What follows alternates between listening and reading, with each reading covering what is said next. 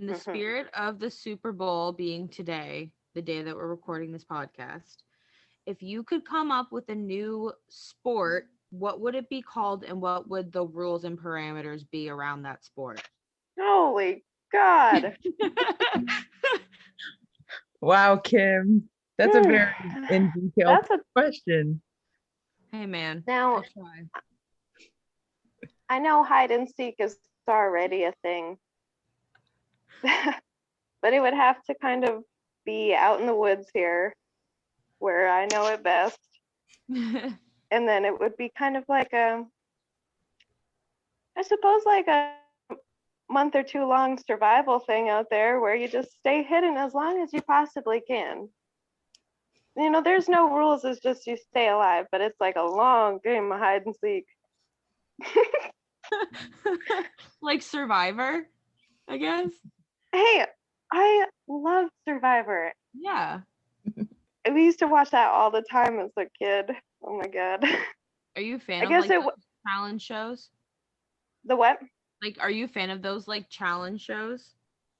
Oh yeah, I mean, if you're just talking about the regular old Survivor, we used to watch that all the time as a kid. And then a couple of years ago at my old boyfriend's house, we got snowed in for a week. So we just watched season after season after season of Survivor. And it was so fun and nostalgic. But I guess my game would be a little bit like that. But you'd just be hiding from like a group of 5 people, all of you, and you try never to come across each other again. I guess my ultimate joy is solitude. Hey, that works. Yeah, that works. I feel like though for that game, you got to pick people not from Trout Lake because Trout Lake natives are very good at surviving. Yeah, so You like gotta- me.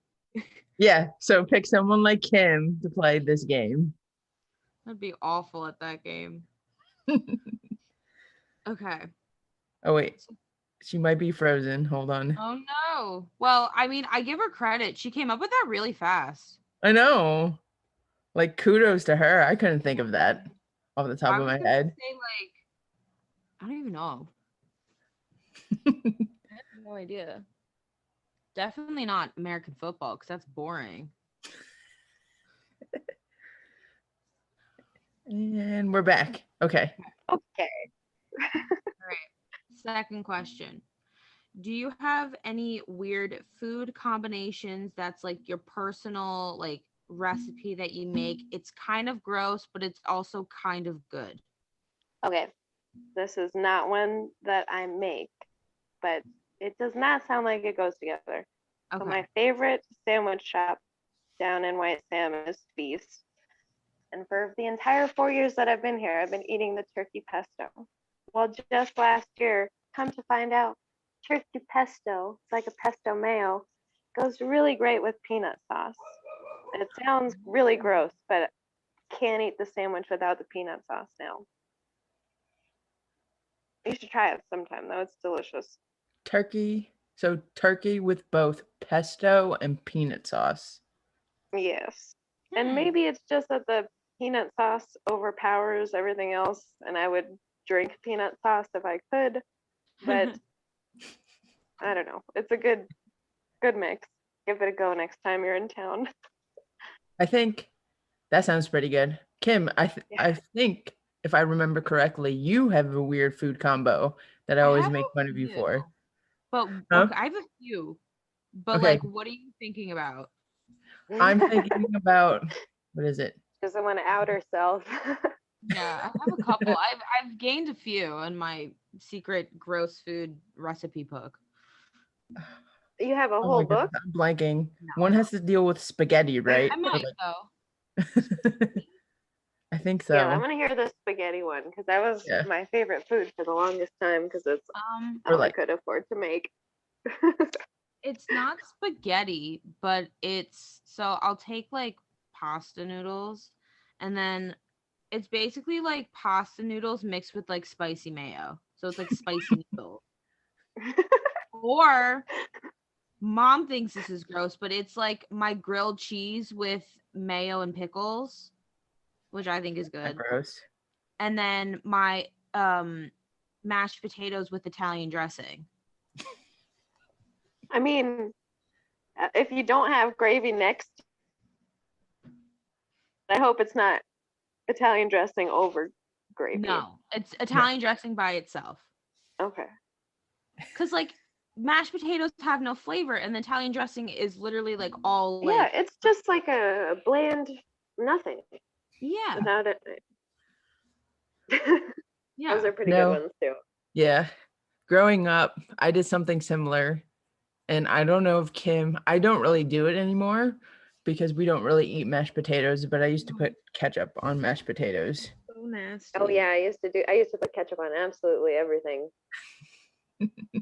Yeah, that was I'm- the go-to. Yeah. I still put it on my eggs. Yeah, same. Still eat eggs with But ketchup. sometimes the smell of ketchup is too overwhelming for me. There are times where I'm like, wow, that's a lot of ketchup. Are you gonna eat all of that? I knew somebody who And I'm ate surprised every time. yeah, I knew somebody who ate pizza and dipped it in ketchup. Oh, you know what's really good? Pizza and honey. That Ooh, sounds a little strange too, but is that not an East Coast thing? Pizza and no. honey? No. Okay, well my cousins might be whack then, because I'm dipping my pizza in ranch, and my little Right. cousin Jacob pulls out some honey. I'm like, "Are you out of your mind?" He's like, "You don't believe me, but it's delicious," and it really is. And I do it every time now. Well, I is don't it have like a ranch sweet and honey. savory thing? Yeah, I guess so. It's just perfect. I should try Here, that. let me just whip out this batch of honey I have in the back of my pocket with this pizza. You know, Sometimes I carry a little honey, one of those pouches in my, not in my pocket, but in the car. you know what? It might be more of like a Southern East Coast thing because up by us, we're strict like Italian, like pizza. Oh yeah, a little Sometimes bit of dip a in ranch. purist with the pizza. Yeah. Someone Totally. sometimes dip in ranch, but it might be more of like Virginia below because their pizza can be whack. Yeah. And one thing I just can't stand for is pineapple on a pizza. I don't care. I've never had pineapple on pizza. Okay, so Have you? Do you? I have I have had pineapple on pizza. Hello, back again. And I will say that's like one of the biggest debates when it comes to pizza. If you put pineapple on your pizza, I'd say it's damn near 50-50 split. yeah, it is for sure because I have had pineapple on pizza and I think it tastes good. No. But do you have it with the ham? Yeah, Okay. I've never had it.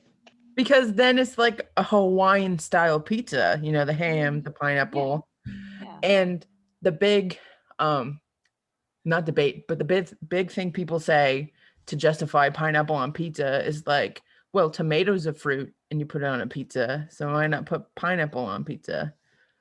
I mean, aren't Because most, they taste I think different. cucumbers are a fruit too, right? I don't know. We don't know anymore. There's too much like knowledge bouncing around, so we don't know. Just need to make up a new category for I all want the the real news about the tomato, not the fake news. Yeah. like tomatoes and cucumbers. They're fruits, but they need a new name technically because they don't taste like fruit. Well, I think because they've got a special name. Probably it's the whole do. thing of like if they have seeds then they're fruits, but like I feel like every fruit and vegetable for most part has seeds. Not every of them, but like most of them. I gotta add Avocados this have to seeds. the. Are they fruit? I don't know. Avocados are just avocado. They're the healthy fat. Yeah, I don't. Yeah, they're not really considered like a vegetable, I guess, either, right? No, I don't think so. There's something. Avocados are something to be Something. determined.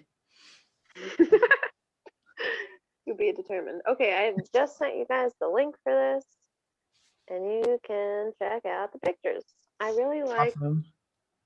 I just love the time I get to spend with the black and white ones. Like that's the best part, I think. Probably take a look at them Okay. after this because I know Kevin Sure. wants to see them. Are they your pictures, Steve? Yeah. Oh, exciting. Okay, wait, I have another question. Yeah, hold on. She's frozen. I forgot what workout. What color was your workout outfit again? White top. So we'll probably go over this later in the podcast too. But it was a white top. So I had a white bra, but then I put a top that went like up to here with like little crop top. A little crop top, and I had those bright pants. Oh, they were very bright. Pants. Now I hope. Oh, go ahead. I tried helping her like figure out what she wanted to wear, and I think those were better because they fit better, right? They fit good, but also too because it's not the season to get like the bright colors she suggested. So it was either get bright white or like the brightest colors they had. But most stores, I went to like Old Navy and Target and all that. Most stores had like dark colors because it's winter. Yeah. So that's why I went with bright pink, which is not a color I normally would wear, but I'm like, I'll wear it because I know she suggested it, and I'm like, I want to make these pictures look good, so I'll just wear this for day. I wish I would have gone with like a slightly less bright color. I did have kind of a hard time compensating for it in the end, but I like the way they turned out. They are super bright ass pants though. Note for next time. They look really good against the water. Oh yeah, that's what it's all about anyway. I got some little portraits of you too. I like those ones. Okay, anyway, we'll wait for Kevin. We'll talk about this later, but Kim has one last question for you. I have 2. Oh, sorry. Oh, you have 2. Oh, my bad. 2. Okay, so, you're transported back into time. Is there a place or time period you wish you could capture through photography? Oh, shit. Sorry, mine totally went away and it also froze. I did not hear the question. Okay. You're transported back into time. Is there a place or time period you wish you could capture through photography? I think it would have been really cool to take pictures of the Old West. Like, I know there's pictures of people standing still and stuff, but I think it would have been cool to get action shots. And I think it would have been cool to live in that time too. I think it would have been a pretty good cowgirl. Yeah. Well, a little looser on the laws might be a little bit more fun. Well, I think a lot of women, because I know from firsthand from Kevin, a lot of women in Trout Lake remind me of cowgirls anyways. They're like modern cowgirls. That's the shoot I did the other day, was taking pictures of my friend Bane on her horse. And that is the hardest working cowgirl I know. It's tough. Yeah. Plus, like you said, for the West, they had cameras because cameras were developed in the mid 1800s, but not like our cameras. So it would have been interesting, like action shots of like duels or something. Yeah, we would just spend some time in Tombstone, and that was like, I had gone there as a kid because my family was living in Arizona, but it was just a real good time, and it would have been fun to take pictures of. Just to kind of take more, I guess, detail shots of little things that were happening. Right. That weren't staged for a photo. Cool. Okay. Last one. The best type of potato. I'm asking everybody this question, D. Okay. I know. I just forgot that you were going to do it. Yes. So many ways. So many different kinds of potatoes. Exactly. God. Little round potatoes. Have them up and fry them in a pan. Get them all nice and toasty. Best way. So like home fries? But just like the little tiny potatoes. Cut them into halves or quarters and fry them up like a little potato nugget. I like that. Good. That's pretty good. I like that answer. Yeah, I got a pretty good seasoning mix that goes on there. I have really surprised myself this last year with my cooking. Wouldn't call it skill, but enthusiasm for it. Was the cooking amped up because of everything that's going on and having to stay home more? Oh yeah, I mean, most of my meals I'll eat over at the inn just because I'm working anyway.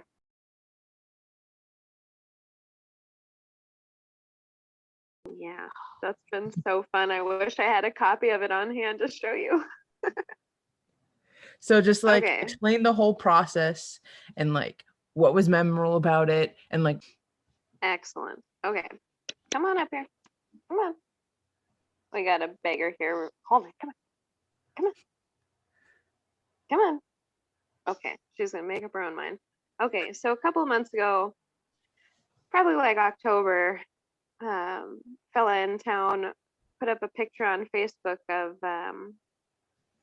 the caption said it was supposed to be a maternity photo, but for one reason or another, the mom had to drop out. So the dad stepped in because they had already paid for it.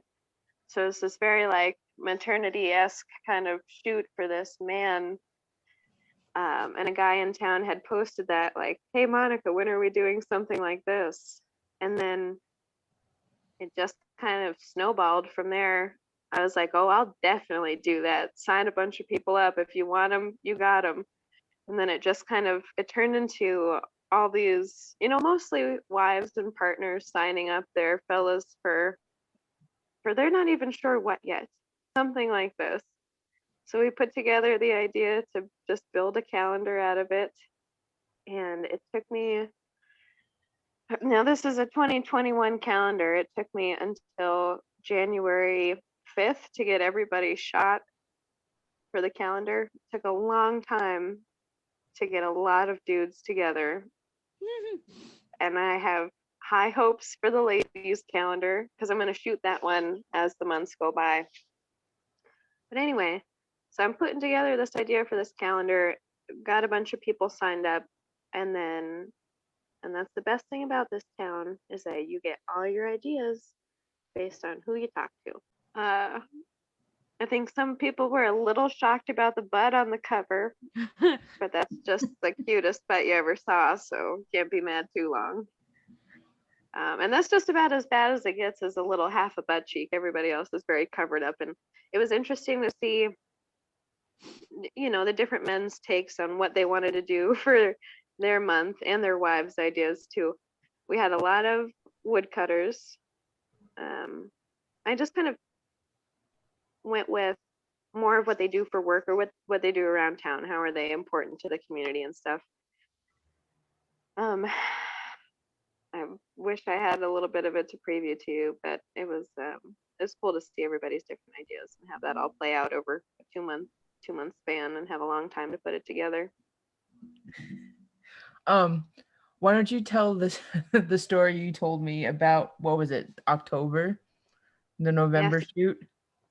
The October fellas. And let me just pull that up on the computer.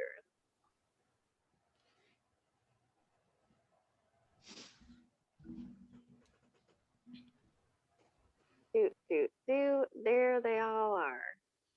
So I get a message. Actually, I didn't even get a message about this one. I had heard around town that, so and so says they're excited about the calendar, and I was like, well, I have no idea what about it. Play instruments, so kind of bluegrass. Oh, there it is. Let me just take you up here. Oh, that's my dirty ass house. There they are. And so that's funny.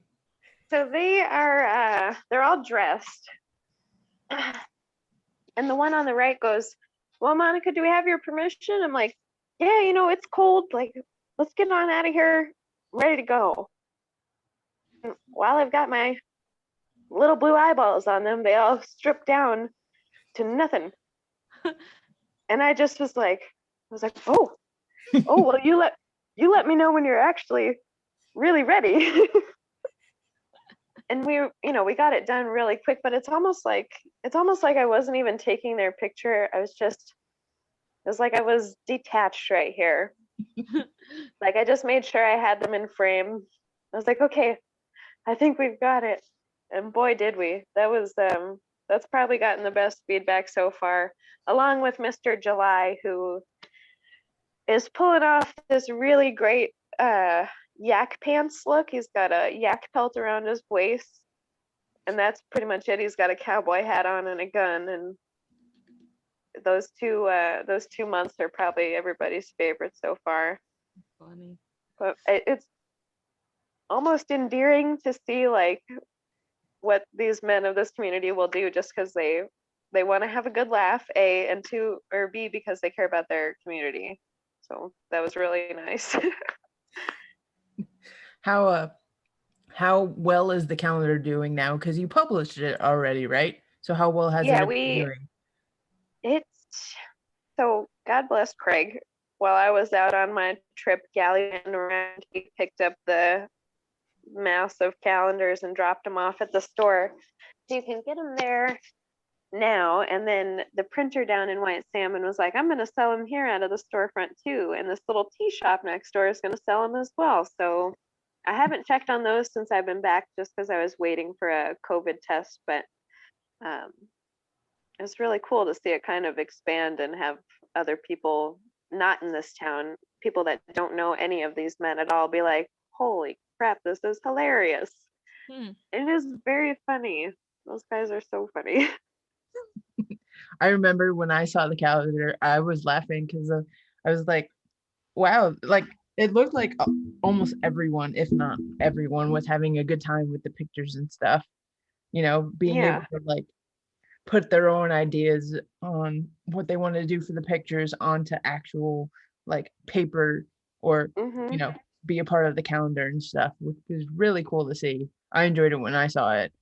Yeah, thank you. That man, the man with the chainsaw and the rose in his mouth is one of my favorites too. He just came out of the house like that with. We lost you. Sorry, we were talking about cats. Well, I want to talk about cats too. No, because I was saying my cat came up and he's on my desk right now. Yeah. Oh yes. Let me get. Click low. Hey. Oh, he's so cute. So Is that low? Yeah. Loki Hamlet. Loki Hamlet. How old is he? 4. I think they're turning 5 this summer. Oh, yay. Yeah. And then I have another orange tabby. His brother is somewhere. His name's Otis. Oh, Lo and Otis. Yeah. Good thing the cats are in there, not Mocha. We would not get this podcast done if Mocha was in there. No, Mocha's in here. He's right here. Oh, is he? He's sleeping. Of course he is, because he's a lazy boy. Yeah. I don't know how your dogs are, Monica, but like Mocha loves the snow. Oh, yeah. He's obsessed. I've got one that, I mean, the little one, and she's not really little. She's like 45 pounds, but she's little compared to the other one. She hates to get her feet wet, like will prance around the yard, not going to the bathroom because the ground's a little squishy. Well, yeah. But the other one, the German Shepherd mix, we've got a little bit of snow left from last week. She'll just pull herself on her belly and like army crawl through it and put her nose down and snuffle all the snow. It is so joyful. Yeah, Mocha's like that too. He hates the heat. Like he like refuses. And my other dog, Cookie, she loves the heat. They're like complete opposites. Oh. But Mocha, like, he's like, because my mom takes him out to go shovel and stuff, and he gets like really excited. Like he loves it. He runs in it. That's so cute. Does he chase after all the snow that she shovels? I don't know, but like if I go out in the backyard, like